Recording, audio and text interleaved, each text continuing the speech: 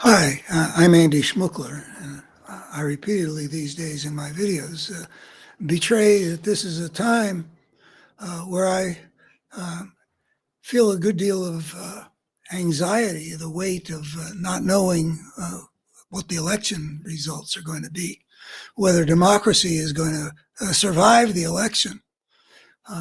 It's a weighty matter. Um, it's hard to deal with the uncertainty when you're dealing with the American dream continues or the American nightmare begins. Maybe over dramatize a bit, but I don't know. It depends on how things go. Nightmare may not be too strong a word.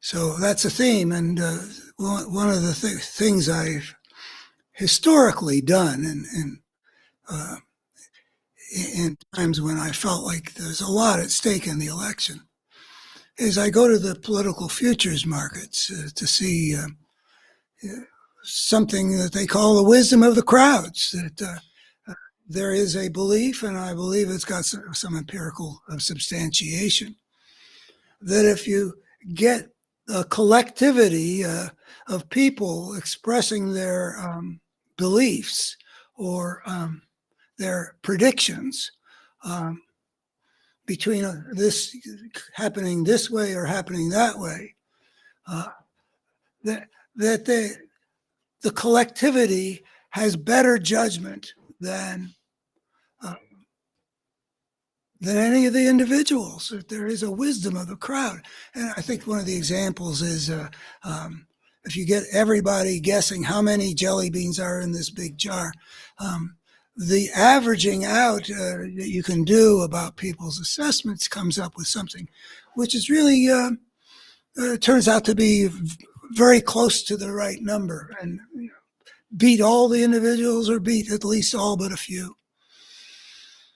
The wisdom of the crowds is an expression, and it's even a TV series, I believe.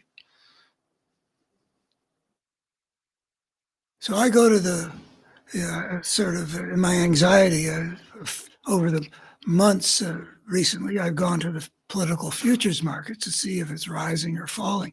Like I went to the political futures markets after the debate between Kamala Harris and Donald Trump, and great pleasure watching her probability of victory as assessed by the market, buyers and sellers, move from 53% likely to 57 or 58%.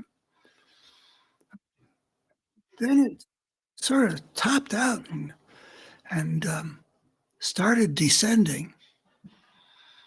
And it caused me a lot of anxiety. And I got to the place whereas I used to go to the futures markets every day, and now I only went when I was feeling brave enough to see the numbers. Recently, Trump, who had been below 50% likely to win forever, or at least since Kamala came onto the scene, he became more probable, 51, 53. And then most recently, I saw that the futures markets, where I used to go to for reassurance, are giving him 59% probability of winning. That's a little tiny bit higher than Kamala Harris ever got during her best time. And her best time was pretty good. It's a pretty dark view to think that Donald Trump has risen from the low 40s to almost 60% over the course of the last 2 months. But I'll tell you why I don't think that I should take today's futures market seriously that much. For one thing, there's a pattern going on, also having to do with polling, that the Republicans are going to great lengths to give the appearance of strength. One of the things that Simon Rosenberg reports about a lot, and he's not the only one, but that there are these all these Republican phony polling outfits that are giving Trump about 3% more on average than the honest independent polls. They're just dumping all kinds of bogus polling, semi-bogus anyway, onto the scales so that the polling averages, like real politics does, are contaminated by intentionally deceitful polling by Republicans who have created the organizations that they need to be able to stuff the ballot box, figuratively speaking. And I guess I've read the statistics indicating that it does move the polling averages so that a pretty good Kamala Harris lead sort of disappears or mostly disappears when you drop all those bogus Republican polls. And I was thinking about the futures market. I heard from some friend that on Morning Joe, there was somebody talking about how there are some rich tech billionaire types who are sort of flooding the markets on Trump's behalf. That they're using their money to move the market, and they're wanting to move the market because the idea is that Trump's more likely to be successful the more people see him as on his way to victory. I did a video 10 days ago or something, asking the question whether who benefits more from making this seem so neck and neck when maybe it's not so very neck and neck. And I can see how you making Trump look like a winner would fortify his forces, but at the same time, making it look exceedingly close so that the anxiety that I keep reporting is really quite widespread. That has the effect of keeping the pro-democracy forces fully mobilized and activated and doing all they can. So like my wife is going to be going to Philadelphia for several days to knock on doors. She doesn't usually leave home for purposes of that sort, but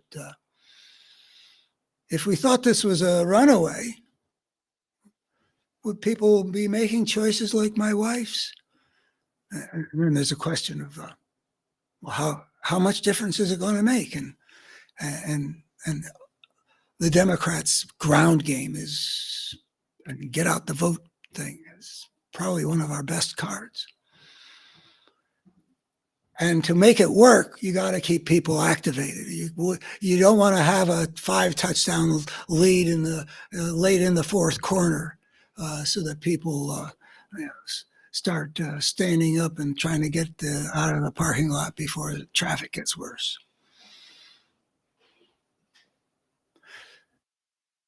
So the Democrats may also benefit. But in terms of my own anxiety, I'm dismissing that because I think it's quite plausible that the Republicans rich Republicans are paying money to help the campaign in that way. It's not money like buying a stock or a pump and dump or something like that, where people's purpose is to make money. They're willing to spend money. They spend money on ads and they're spending money on futures markets, and they're all for the same purpose of fortifying as they see it. And maybe they're right. The Trump's chances. And then there's one other thing which I think is, I mean, I don't know how big a deal these tech billionaires are. Maybe they're a big deal, but I just don't know. But there's something else that's going on. When I was in college, I came up with a money-making scheme, which I never put into effect. It was I had observed that wherever I was, the people who rooted for Team X always gave a high probability to their likely success. Who's going to win? You know, we are. So that the price of betting on their victory was different depending on you're talking to the team who wants them to win, or other people who don't care if they win, or still other people who are on the other team, who will overestimate the probability that their team is going to win.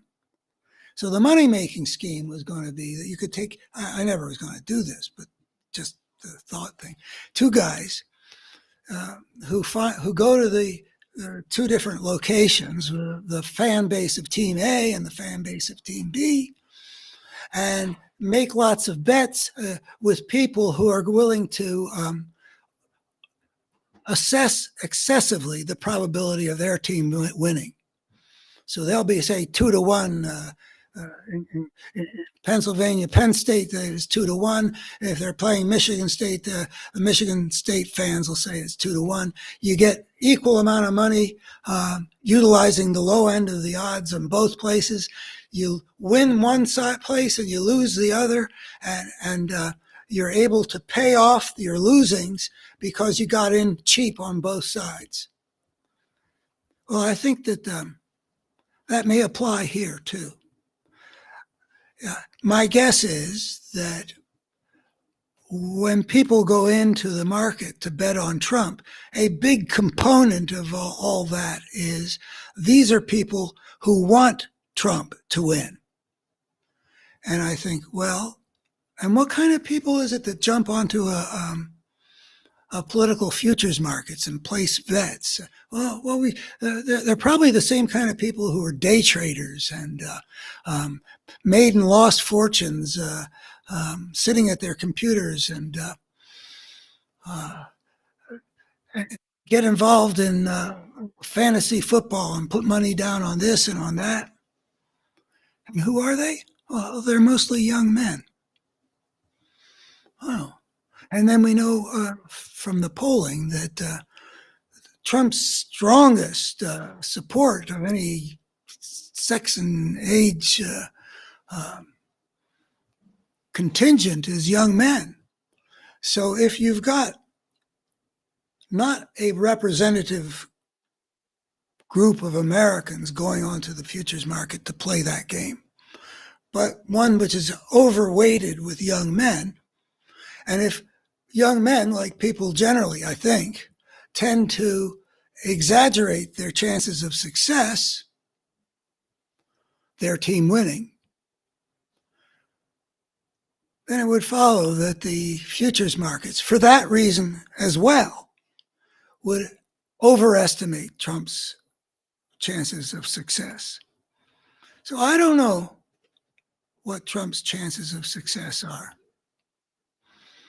I talked in the previous video about all the mysterious aspects of our present situation that make it very unpredictable just how things are going to play out. As lots of things are happening in this election all the time. Him swaying, General Kelly coming forward, lots of things are happening, but we have no idea what kind of impact they're going to have because we don't understand the world that we're operating in. One in which fascism that's become fairly naked might actually win a presidential election. Well, uncertainty is difficult with the stakes like they are, but we're stuck with it. And I'm Andy Schmuckler. My work is titled A Better Human Story, and it incorporates an integrated way of understanding the dramas that we're engaged in America and understanding also why the history of humankind has been as it has, presenting a rather different view than the one that is held widely in our world. A different view that I think is fairly compellingly argued, and it puts important questions in a fundamentally different light, like what is our nature? Why has our history been the way it has? And what are our chances of surviving on this planet for the long haul rather than destroying ourselves?